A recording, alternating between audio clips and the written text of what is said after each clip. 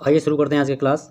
आज की क्लास में आपको BA second semester English literature आपका पेपर है इंग्लिश पोइट्री, ठीक है। तो इंग्लिश पोइट्री से रिलेटेड यहाँ पर 100 क्वेश्चंस हैं जो कि आपका एग्ज़ाम पेपर का पूरा बेस है। वेरी मोस्ट इंपॉर्टेंट है ये, तो ये अंत तक जरूर देखिएगा क्योंकि इसी के आधार पर आपका एग्ज़ाम पेपर आएगा सेकंड सेमेस्टर वालों का। और बाकी के जो भी सब्जेक्ट हैं आप लोग प्ले स्टोर कमेंट जरूर कीजिएगा। आप लोग वीडियो को लाइक बिल्कुल नहीं करते हैं तो प्लीज़ आप लोग लाइक जरूर कीजिएगा, क्योंकि लाइक नहीं करेंगे तो वीडियो आगे नहीं बढ़ता है। तो इतना आप तो कर ही लाइक तो कर ही सकते हैं, इसका कोई पैसा तो लगता नहीं है। सब्सक्राइब भी कर सकते हैं और वो भी हम आप लोगों के लिए काम कर रहे हैं, इतना का हेल्प कीजिए, हम लोगों की सपोर्ट कीजिएगा।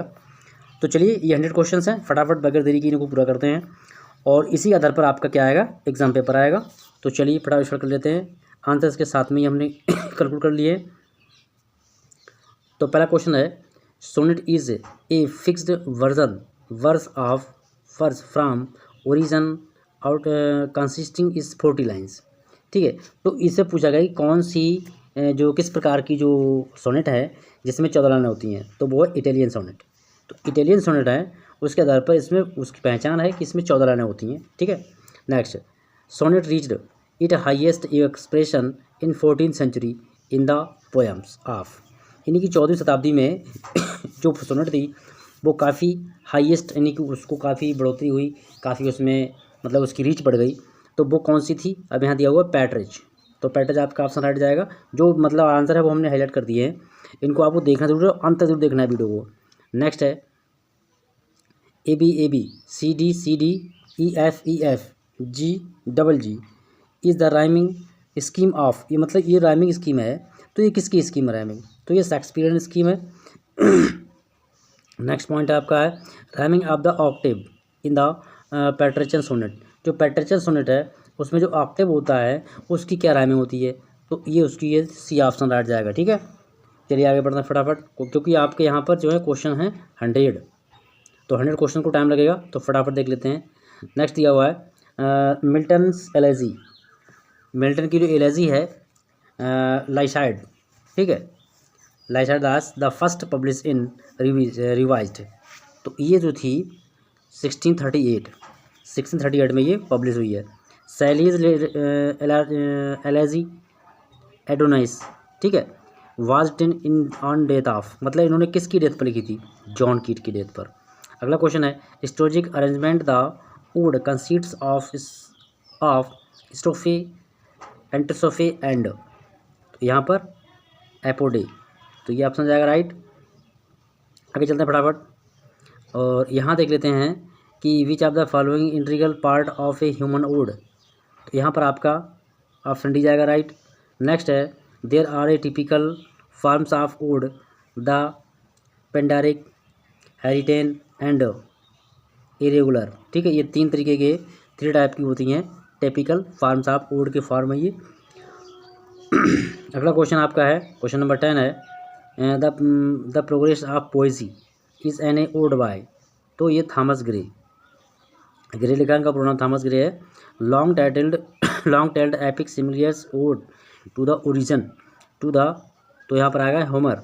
देखिए सेकेंड सेमेस्टर में लगभग 23-24 वीडियो अपलोडेड हैं, तो इस प्लेलिस्ट को ओपन कीजिएगा और आप लोग जो कम्युनिटी हम लगाते हैं पोस्ट करते हैं, तो पोस्ट पे कम्युनिटी में आप लोग अपना वोट कीजिएगा जो भी सब्जेक्ट आप चाहते हैं, ठीक है। तो कम्युनिटी को पेज को जरूर फॉलो कीजिएगा। नेक्स्ट है the English word epic comes from the word epics, जो एपिक वर्ड है वो कहाँ से आया है, किसका है, तो यहाँ दिया हुआ ये लैटिन वर्ड है, ठीक है, लैटिन भाषा का वर्ड है एपिक। और एपिक को हिंदी में कहते हैं, क्या कहते हैं, आप लोग कमेंट में बताइएगा। The first edition of Milton's epic paradise lost continued book, जो मिल्टन की जो पैराडाइज एक बुक है, मतलब ये भी एक एपिक है, महाकाव्य है। तो कितनी बुकें हैं उसकी, तो उसकी बुकें हो गई हैं 10 बुकें इसकी पब्लिश हो चुकी हैं। अगला क्वेश्चन आपका है ballad is a short narrative folk song who distinctive style crested in the late of middle age, तो यूरोप, यहाँ पर मैं कंट्रीज दिए हुए हैं तो यूरोप में। नेक्स्ट दिया हुआ है which of the following is not a quality of A ballad, इसमें कौन सी क्वालिटी बैलेड की नहीं है, तो वो है long tailed smiles. Next question है which of the following poetic forms owes it origins to folk और ओरल लिटरेचर, तो यहाँ पर आएगा बैलेड। क्वेश्चन नंबर 17 पूछ रहा है repetition is one of the basic qualities of, तो ये आपका बैलेड, सॉरी बैलेड नहीं बैलेड। अगला lyric is a poem that suitable of being sung to the accompaniment of, तो ये lyre. Next elegies, odes and sonnets are the important kinds of lyric poetry. जो कविताएं हैं उनमें एलेजी, ओड एंड सोनेट्स जो वो very most important हैं। Next है poetic form of dramatic monologue is chiefly associated with browning, इनका नाम है रॉबर्ट ब्राउनिंग, ठीक है। फिर दिया हुआ है रबी Ben Ezra is a famous for, किसके लिए, ये ड्रामेटिक मोनोलॉग के लिए फेमस राइटर हैं ये, ठीक है। अगला क्वेश्चन है is a narrator visual representation in which the character place और event can be interpreted and represent hidden meaning with the moral और पॉलिटिकल सिग्निफिकेंस, तो यहाँ पर है एलेजरी। ये सारी चीज़ें हमने पढ़ाई हैं, एमए में पढ़ाई हैं, एमए के भी काम किए हैं और आपका ग्रेजुएशन पर भी है। तो इस चैनल पर आपके लिए क्लास 12 से लेकर एमए तक की इंग्लिश का कोर्स कराया जा रहा है। तो चैनल को जरूर सब्सक्राइब कीजिएगा। अगर आप इंटर में आ गए हैं तब भी सब्सक्राइब कीजिएगा, अगर इंटर में आप पढ़ रहे हैं तो भी आपके लिए चैनल काफ़ी बेनिफिट देगा। तो इसको सब्सक्राइब भी कर लेना, बेल आइकन को ऑल प्रेस करना। इंटर का कोर्स बहुत जल्दी स्टार्ट हो जाएगा। अगला क्वेश्चन दिया हुआ है the origin of allegory can be traced at the last back to in his poesy and allegorical use the personification of easy terror any dominance and fear Phobos Homer, ठीक है। Next आपका है heroic couplets is a couplet of rhyming iambic meter, ठीक है। तो यहाँ पर pentameter often used. Next question आपका है in English poetry was the first make of extensive use of the heroic couplet, तो ये Chaucer is the very most important character for PG course. PG के लिए चौसर बहुत ही इंपॉर्टेंट है, इनके बारे में काफ़ी कुछ पढ़ा है और लिटरेचर का इनको फादर भी कहा जाता है, ठीक है। नेक्स्ट आपका है the heroic couplet become the principal matter use in drama about in 17th century, यानी 17th सेंचुरी के समय में जो ड्रामा में हम जो कपलेट्स यूज़ करते थे उनका मतलब सिद्धांत क्या होता था, किस तरीके से हम उसको यूज़ करते थे, उद्देश्य क्या होता था उसका। And the poetic form of perfected by the John Dryden, तो यहाँ पर अलेक्जेंडर पोप। नेक्स्ट क्वेश्चन आपका 27 है Spenser stanza is the verse from the conceits of the 8 iambic pentameter lines followed by the 19th line of, तो यहाँ पर आएगा 6 एम्बिक feet. Next आपका है the rhyming scheme of Shakespearean stanza is, तो क्या आएगा यहाँ पर, ये आपका फर्स्ट वाला आ जाएगा, राइमिंग स्कीम है, ठीक है। ये the Spenserian stanza was invented by the Spencer, तो स्पेंसर एडमंड स्पेंसर, एक हर्बर्ट स्पेंसर भी हैं और ये एडमंड स्पेंसर हैं, तो इनको ध्यान रखना था, यहाँ पर आपको एडमंड स्पेंसर ही करना है, ठीक है। नेक्स्ट दिया हुआ है Spencer used Spencerian stanza for his poem the fairy queen poem इनकी वेरी इंटरेस्टिंग पोएम है, उसमें इन्होंने यूज़ किया है। नेक्स्ट क्वेश्चन है terza rima is an Italian verse, ठीक है, from the consisting of stanza of 3 lines. जो टेरेजा रिमा जो इटालियन की वर्स है उसमें 3 लाइनें कंसिस्ट होती हैं, ठीक है। दांते in his comedy divine comedy, इनकी बुक है ये और टेरेजा रिमा पर बेस पर है, ये लॉन्ग पोएम है, ये काफ़ी इंटरेस्टिंग पोएम है। नेक्स्ट आपका दिया हुआ question number 33 tone of literary devices the reflective and the attitude towards the subject matter और आइडियोज ऑफ द लिटरेरी वर्क, ठीक है। तो यहाँ पर आपका रीडर्स, मतलब रीडर्स जो हैं प्रत्येक के कंटेंट के बारे में जो एक रीडर्स होते हैं वही अपने जो थॉट्स होते हैं उनको क्लियर करते हैं कि उनके लिए आपका जो आर्टिकल है वो कैसा लगा। तो वीडियो को पूरा जो देखिएगा जो भी सेकंड सेमेस्टर में है और आप इस तरह के जुड़े रहे तो आपकी बहुत बेहतरीन मार्किंग आएगी, ठीक है। नेक्स्ट आपका दिया हुआ है the theme is the main that is being discussed और described in a piece of writing, तो यहाँ पर सब्जेक्ट यानी जो थीम है इज़ द मेन सब्जेक्ट होता है किसी का भी, ठीक है। Rhyming rhythm in poetry is patterned resumes within the certain range of regularity of specific language features as unique features। तो यहाँ पर शाइवल्स। ठीक है, चलिए आगे बढ़ते हैं। और अगला क्वेश्चन आपका है rhythm considers rhyme is the correspondence to of two or more words with the similar. जो रिदम होता है, जो राइम होती है, वो दो वर्ड के बीच में क्या करता है, कॉरस्पॉन्डेंस करता है, आपस में तालमेल बनाता है। तो साउंडिंग फाइनली, जो फाइनल में जो आवाज़ आती है लास्ट वर्ड में, तो वही आवाज़ हमारी राइम कहलाती है प्रत्येक लाइन की। जो हम बोलते हैं जैसे सो, स्नो, ठीक है, लो, तो ये स्नो एंड लो ये राइमिंग वर्ड बोले जाएंगे लास्ट के। नेक्स्ट, मीटर इन इस poetry is a rhythmic pattern of a poetic. तो यहाँ पर syllable. Next question, a syllable consistently contains at the least one vowel. ठीक है, अगला क्वेश्चन देख लेते हैं फटाफट। Question number 30, the alliterations is the reception, ठीक है, repetitions of sound right next to the each other which creators resemble to the middles effect.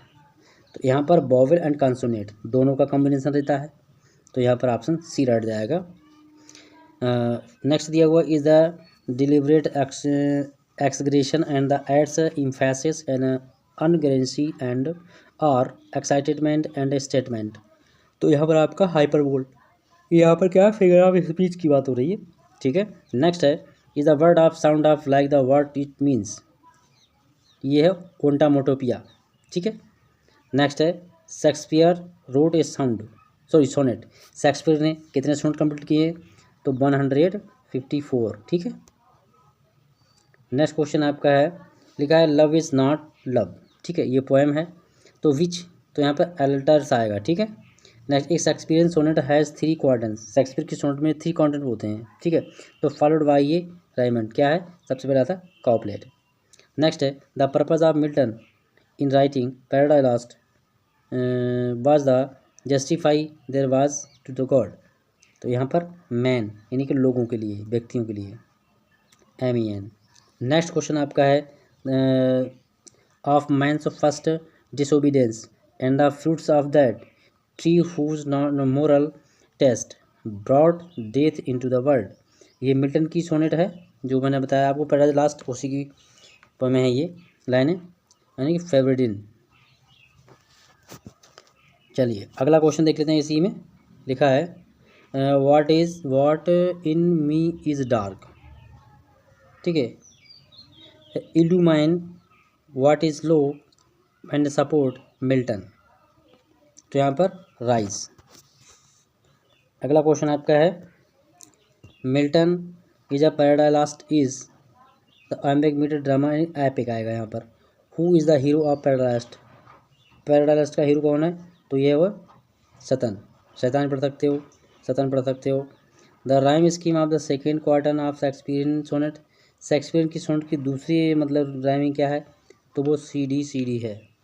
Next है मिल्टन वाज बॉर्न। मिल्टन का जन्म कब हुआ था, इन 1608 यानी 1608 में। Donne was the founder of the school poetry. कौन सा, मेटाफिजिकल स्कूल पोट्री के फाउंडर थे कौन, जॉन डन। अगला क्वेश्चन है जॉन डन डाइड इन 1631।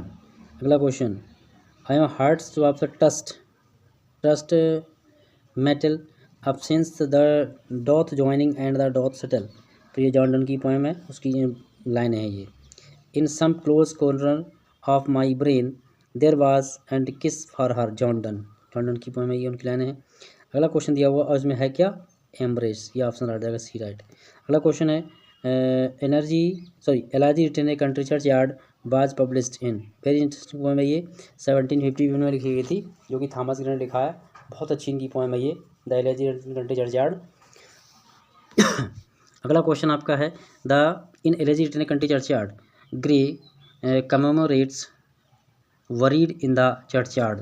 तो कॉमन फॉल यानी जो सामान्य लोग जो होते हैं, आमतौर पर इनकी डेथ हो जाती है, इन्हें कब्र में दफना दिया जाता है। तो जो पोएम है the elegy written country churchyard, तो इस पोएम में उन्हीं लोगों का जिक्र किया गया है। नेक्स्ट, अगर आप उसको डिटेल समझना चाहते हैं तो कमेंट कीजिएगा, मैं आपको इसका अलग से वीडियो बना दूंगा। लिखा था brushing of the hasty steps of the dews away. तो ये लाइनें हैं पोएम की। लिखा है who is being described the lines. इन लाइनों को किसके बारे में बताया गया, तो ये ग्रे ने बताया, थॉमस ग्रे, और उसी की लाइनें हैं ये, ठीक है। नेक्स्ट है the play woman homeward play the verse and leaves the world to darkening darkness at to me. तो ये भी थॉमस ग्रे की पोएम है। लेजेंडरी कंट्री चर्चयार्ड की लाइनें हैं ये। तो इसमें वही कहते हैं कि व्यक्ति अपनी पूरी ज़िंदगी में कमाता रहता है और एट लास्ट जो सब कुछ छोड़ के वो एक छोटे से गड्ढे में उसे दबा दिया जाता है, मिट्टी से ढक दिया जाता है और फिर उसके बारे में कोई किसी प्रकार की चर्चा नहीं करता है, ठीक है। तो चलिए आगे बढ़ते अगला क्वेश्चन देख लेते हैं। और अगला क्वेश्चन आपका है it is not let not be ambition mock their useful. ये भी लाइनें उसी की हैं।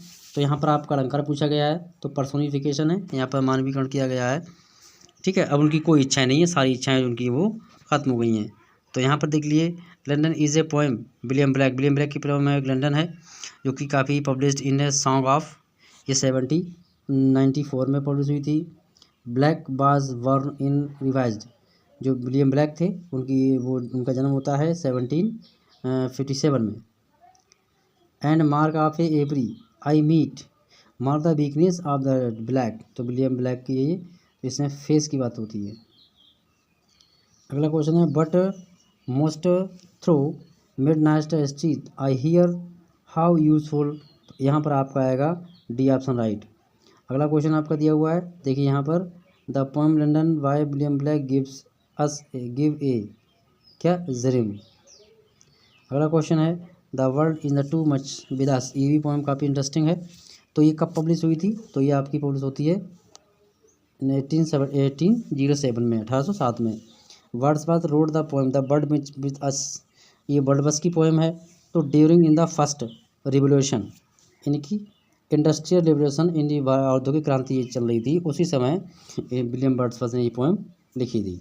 अगला the world is too much with us late and soon getting the, क्या है, स्पीडिंग स्पेंडिंग, ठीक है। चलिए आगे बढ़ते हैं। यहाँ पर ये पेज थोड़ा सा वैसा हो गया है, फिलहाल क्वेश्चन आपको दिख रहे हैं, सारे बताता चलूँगा। अगला है सो मिडनाइट, यहाँ पे ये पोएम की लाइन दी हुई है, तो यहाँ पर लिया जाएगा। अगला क्वेश्चन है have a site protect rising from the आगे बॉर्डर दिया हुआ है, और हियर द ओल्ड मैन, तो यहाँ पर भी आपका ऑप्शन सी रह जाएगा। अगला क्वेश्चन है on A Grecian यूरन ten by John कीट। तो जॉन कीट इनकी 1819 में। तो अगला क्वेश्चन आपका है ode and a Grecian urn was written by John Keats in, तो यहाँ पर ऑप्शन आएगा 1819। अगला क्वेश्चन है the price of wood and green your are carrying to the, तो यहाँ पर आएगा हीफर। अगला क्वेश्चन 74 में पूछा रहा है किस बाई कीट्स ग्रेशियन उरा। अगला क्वेश्चन पेपर बस आपके 25 क्वेश्चन बचे हुए हैं। 25 who is the struggling to escape the wood and Grecian urn, तो यहाँ पर बिलव्ड। अगला question heard melodious are used but those a sweeter unheard, John Keat की पोएम है ये। अगला क्वेश्चन है beauty is the truth beauty that is all you yes ye know on, तो डॉट दिया हुआ, यहाँ पर आपकी बात होगी तो अर्थ की बात कर रहे हैं, जॉन कीट की पोएम है ये, ठीक है। नेक्स्ट है thou silent for form dust us out of the throw, तो यहाँ पर भी जॉन कीट की पोएम है ये, और इसमें ऑप्शन आपका 30 फर्स्ट सही राइट जाएगा। और अगला क्वेश्चन आपका है 79 में करा है यूलाइसिस वाज रिटन, ये भी अल्फ्रेड टेनिसन की पोएम है जो कि 1833 में इसको लिखा गया था। द पोएम यूलाइसिस इज, क्या है, ये ड्रामेटिक मोनोलॉग है। अगला question Ulysses is a character who also appeared in a Homer's Greek epic the Odyssey, तो ओडेसी एक प्ले है and Italian epic that in form, तो यहाँ पर दांते लिखा हुआ है। अगला क्वेश्चन 82 है when equal temper of heroic heart, तो लाइनें दी हुई हैं, यहाँ पर आपका लास्ट में आ जाएगा डी ऑप्शन फाइंड।